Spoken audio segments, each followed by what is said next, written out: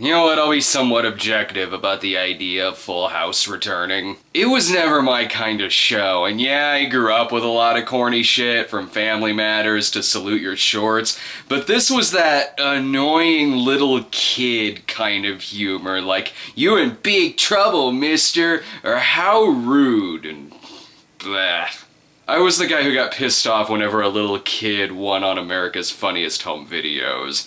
I didn't like Full House. But it's one of those shows like The Brady Bunch and Saved by the Bell where you can dislike it all you want. You've still seen several episodes. I could care less about Full House returning, but I'll admit I was giddy at the idea of Coach returning because I watched that show.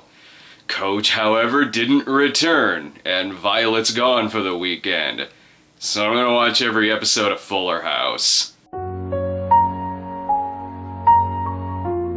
That was 35 minutes long. If Frasier and MASH could get the job done in 20 minutes, then a sitcom featuring jokes about dogs giving birth and millennials texting and 2 Trump jokes, that should easily be done with in about 10 minutes. This is definitely Full House. The characters are the same, the delivery's the same, the cheesy-ass laugh track jokes are the same, more or less. It's on Netflix, so they can get away with jokes about Lori Loughlin's firm ass and Stephanie Tanner wearing a top with all of the cleavage hanging out. That's a sentence I just said. The baby looks at her chest and Stephanie says, "I know you're hungry, but Dairy Queen's closed for business." TGIF! It was kind of funny seeing 50-something-year-old Dave Coulier wearing Bugs Bunny pajamas and saying the same jokes, and then Kimmy Gibbler talking about giving birth in a rented car, and then not being able to get her deposit back. What? Michelle's not in it, even though she's literally the first thing you see in the show, and they address her absence by looking directly into the camera. And if you don't know that something's a reference to the show, they do a side-by-side comparison at one point. This was a woo episode. Familiar character comes in, audience goes, "Woo!" Joey says, "Cut it out." "Woo!" Stephanie says, "How rude." "Woo!" Oh, man, I've still got like 12 of these left.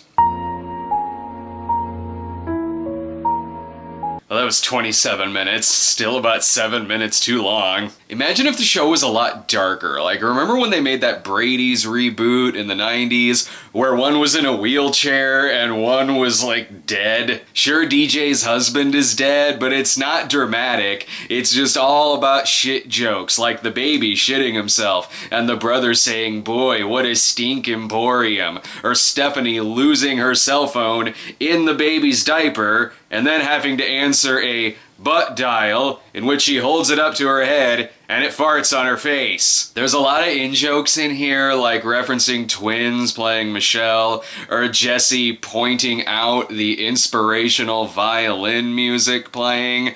It really could have cut out about 7 minutes just by losing references to other episodes. It'd be like watching a Cosby Show reboot, bad example. It'd be like watching a Family Ties reboot, and Alex says, "Remember the time I danced with a kangaroo?" Or when Uncle Tom Hanks was a fugitive? Kimmy Gibbler's got a giant poster of herself on her wall which says, "Let's do it, Gibbler style."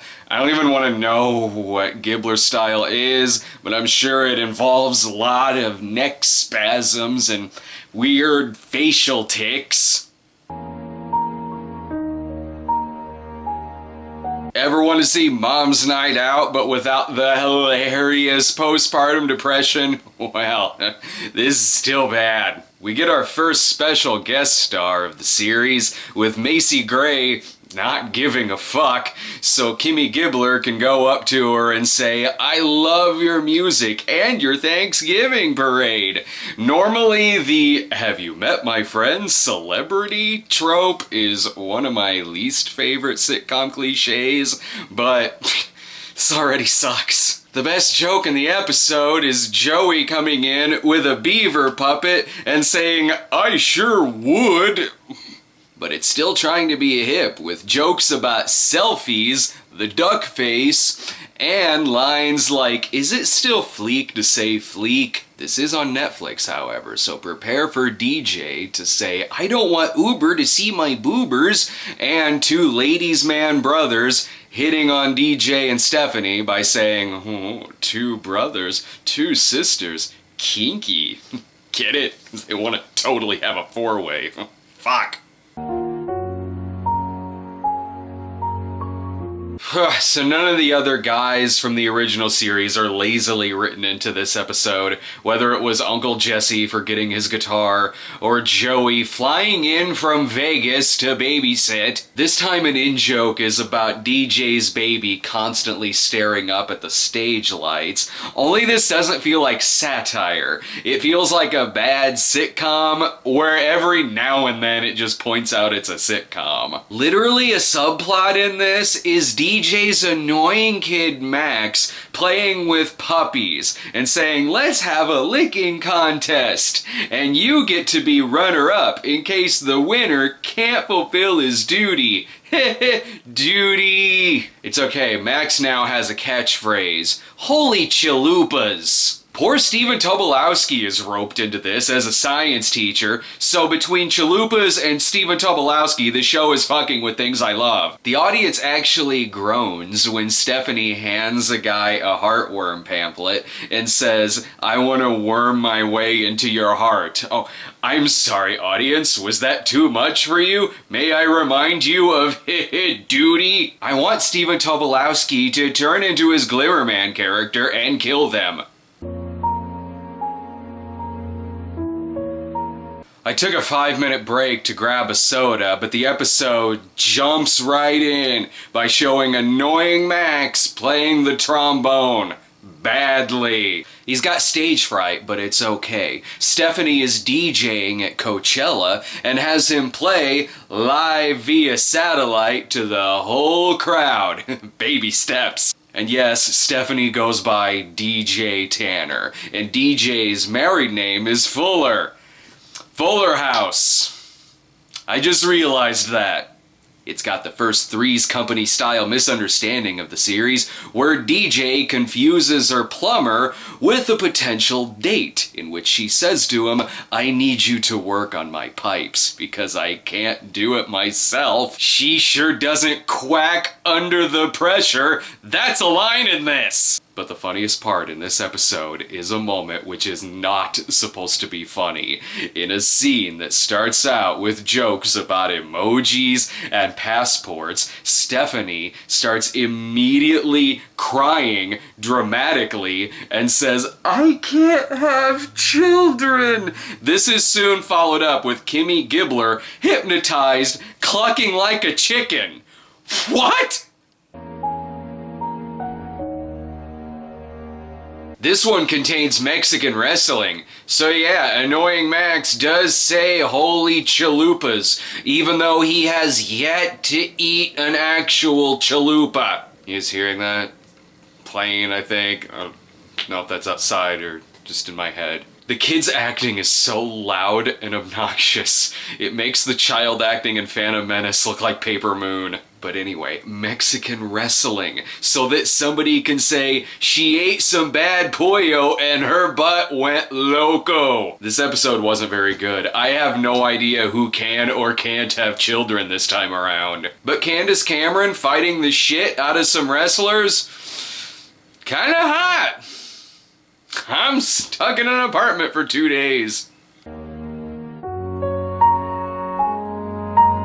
I sense a love triangle going on between DJ's hunky employee and her ex Steve, who's kind of a stalker and looks like the dad from The Devil's Gift. Much of this takes place over the course of Ramona's 13th birthday party. Oh what, have I not mentioned Kimmy Gibbler's daughter, Ramona, or her estranged husband, Fernando? The weirdest part of this episode is when Ramona says she bought clothes from the Mary-Kate and Ashley line. So the Olsen twins exist in this universe. What are they famous for, New York Minute? Annoying Max doesn't say "holy chalupas" this time, but he does think everyone at the party is a zombie. And I don't know this for a fact, But between Max and DJ's other son, Jackson, who at one point dresses like scumbag Steve, I just have a hunch all the child actors are dicks. Never thought I'd say this, but thank God Bob Saget's back, weeping over a couch. In case you didn't know that Full House was a thing, Kimmy Gibbler says TV reunions are cheap. And then Bob says, well, not when the show is adored by millions of fans, and the cast are beloved TV icons. Slow it the fuck down, Full House. Still not convinced the Full House was a thing when Bob's playing poker with the kids. He has tens and queens for a full house, and Jackson has kings and aces for a fuller house. Flush. We find out that Stephanie eats pot brownies, which pisses me off because I don't know why the fuck I'm not eating pot brownies during this. Sad to report no holy chalupas this time around either. Although annoying Max does practice his cute faces, each one of them very punchable. Because yeah, let's make this day even more sad. You know how when you buy ice cream and you can tell that it melted at some point before they put it on the shelf? So it's mostly ice and all of the toppings are on the bottom. So the little brat says holy chalupas this time around when he's looking at a case of M&Ms. He doesn't even know what chalupas are. And how do you make annoying Max more annoying? Give him a bunch of sugar and make him really loud and have him run around the room a bunch of times. I hope one of the M&Ms was rat poison. The plot of the episode has to do with the girls trying to discover who sent 1,000 roses to the house. Only the Netflix still shot ruins it by showing Uncle Jesse making out with Becky in front of the roses. Spoiler alert, Netflix.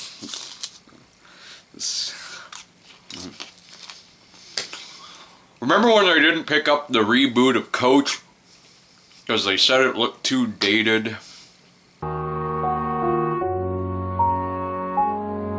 I wonder if the joke about Kimmy Gibbler holding an empty cup is a shot towards Kirk Cameron saving Christmas. So Stephanie is now dating Hunter Pence of the San Francisco Giants, only he's not performing very well, so the Giants fans start calling Stephanie a curse. Oh, careful, show, you're starting to become unrealistic. Though I did like the overweight Giants fan yelling at annoying Max and stealing his foul ball, but they ruined it at the end by letting him catch a home run. The love triangle is really heating up. By that, I mean that DJ is now dating both Hunky Matt, who she has real chemistry with, and Stalker Steve, where the chemistry is non-existent. Why is this a choice, except that Steve was on the original series? Why did the audience woo when she and Steve awkwardly kissed? Why do I give a shit about this? I'm happy to report the show has stepped up its game. It starts out with annoying Max and a toilet paper gag, which goes right along with his shitty jokes. Nothing like mixing grade school hijinks with Stephanie Tanner coming home from a walk of shame, although as she puts it, it wasn't a walk because she took an Uber. I wish Uber was around when I was partying. So Jackson and Ramona are trying to watch an R-rated movie, except a block that DJ has put on the laptop has caused a virus. Not that fucking hard to watch an R-rated movie. Max loans them the money to get it fixed, and then makes them his slave. After he has given them the money to fix it. Holy chalupas, this show doesn't know how blackmail works. Look, please forgive me for leaving out the part where Stephanie buys a cow so they can say lines like, "Holy cow, someone's in a mood." The Critic still hasn't gotten a proper reboot yet, just throwing that out there. The damn love triangle is still a thing. Matt and DJ are now partners at their vet clinic, and again, have chemistry. Meanwhile, Stalker Steve showed up on his date wearing a wig like his teen hair and his high school jacket, plus tried getting DJ drunk. How is this a competition? Oh, and don't even get me started on Stephanie saying that Jackson is being too mean to Max. In the previous episode, Max made them rub his feet. Fuck annoying Max. Sorry, I'm cursing a lot, but this episode cursed too. They said damn twice. And the inside joke about Dave Coulier dating Alanis Morissette was about as awkward as the inside joke of Candace Cameron arguing with Raven-Symoné on The View. Oh thank God, there's only one more of these episodes left. Whew, I sure hope it ends on a cliffhanger. Well, it doesn't end in a cliffhanger, it ends with a spoof of The Bachelorette, a show that's worse than Fuller House. Stalker Steve continues being creepy by blocking a hug from DJ and Matt, and then turning her head to look at him when she was looking at Matt. As predicted, she didn't pick either one of them. Whatever, at least she didn't pick Steve. I can't even get mad at annoying Max. I'm just happy DJ didn't end up with a stalker. I kinda like the actor who plays Matt. He's sorta like a crossbreed of Joel McHale and Seth Rogen. He deserves better than this. What am I doing here? I remember when I wanted to be a filmmaker. Oh wait, I do make movies.